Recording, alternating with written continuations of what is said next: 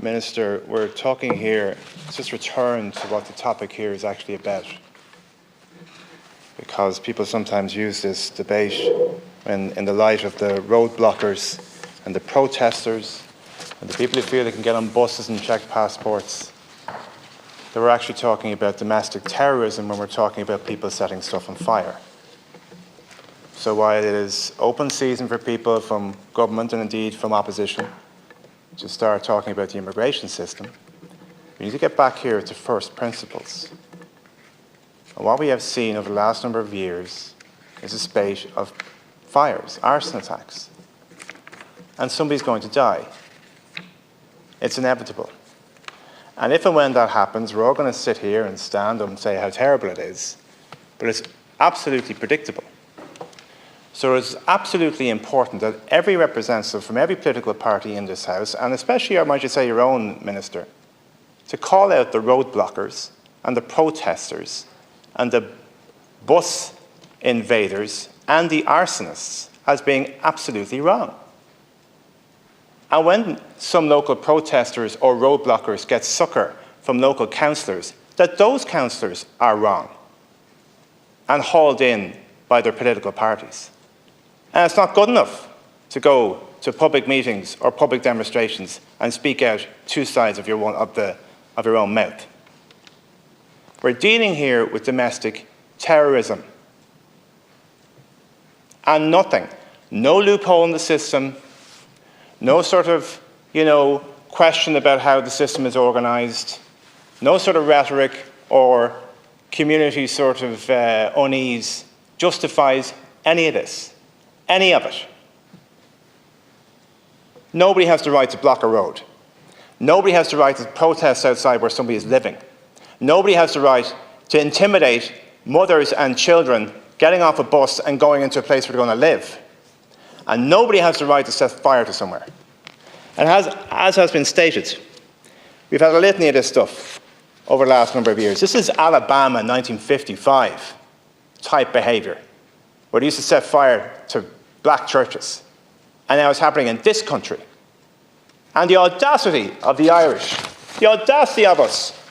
I mean, the Taoiseach, and this is my real issue now, Minister, because in the light of all this stuff, of places being set on fire, and everybody who isn't white Irish being genuinely afraid to walk the streets because of things that might be said to them. And you have protests all over the place, and roads being blocked, as I said. What do we have? What's the rhetoric from government this month? Crackdown on illegal immigration, says the Taoiseach. You, Minister, interviewed this month. We will see a lot more deportations, says the Minister for Justice. And even today, Minister Brown comes in here and speaks about clamping down. And the audacity of government, who in 3 weeks' time are going to be over in the White House, and what are you going to be asking Joe Biden about? Documentation for the illegal Irish. Can we sort out the undocumented Irish over in the States? Can we do a job for them? And yet, you use rhetoric such as clamping down, crackdown, and we're going to see an awful lot more deportations.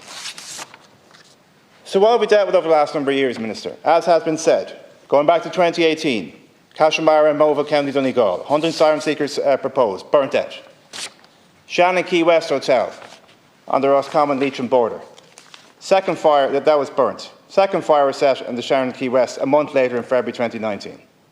Later in the year, 2 fires were set over plans to accommodate asylum seekers in a 25-unit apartment complex in Ballinamore, County Leitrim. November 2022, because we had a bit of a break because of COVID. November 2022, Equestrian Centre in County Kildare, which we proposed as a location to house Ukrainian refugees, set alight. January 2023, a fire was set at Rawton House on Sherrard Street in Dublin. Violence escalated further in May. Tents belonging to homeless refugees at makeshift camp on set. By the way, Minister, it wasn't as if people weren't outside accommodation centres saying that the only solution to this was to burn them out. It wasn't as if people weren't saying this on social media channels. It wasn't as if this wasn't being reported. It wasn't as if it wasn't flagged. Same month, 2 attacks linked to refugee housing in Buncrana, County Donegal. Building in Ludden, Buncrana, where a businessman was going to establish a centre for Ukrainian refugees, set on fire. Former Gael School Ríordáin in Ballincollig, County Cork, targeted in July. Disused school building, subject to plans to be used for accommodating Ukrainian refugees. August, Ridge Hall, vacant building on the Shanganagh Road in Ballybrack, rumoured to be the subject for plans for housing asylum seekers, set ablaze. This is an epidemic. In any other language, in any other country, this is terrorism. Of course, your lasting legacy, Minister, will be the riots last November and burning buses. Holiday Inn Express, Collabrewer Street, set on fire because rioters thought that immigrants were inside. In Fingus, petrol bomb was thrown into a premises earmarked for refugees, setting part of it on fire. December, the most recent December, former Great Southern Hotel, Rosslare, County Wexford, being developed into a direct provision centre, was the victim of a suspected arson attack. Soon afterwards, Ross Lake Hotel, Galway, set alight. And we know what happened in Ringsend. This year, disused convent on the main street, Lanesford, County Longford, set on fire in January. And we know about the St. Bridget's nursing home in British that also went up in flames.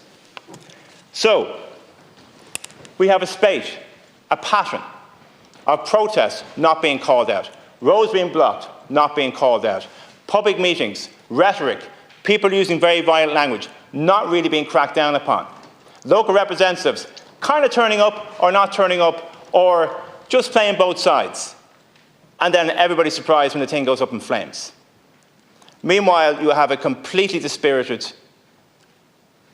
morale on the floor, unprecedented resignations in An Garda Síochána. And what do we get from you, Minister, this year? In the light of all that, well, clearly it's been successful. Because these protests and this anger and this violence has led to government representatives, yes, saying it's terrible and it's wrong and shouldn't happen, but changing your tone when it comes to immigration, changing it.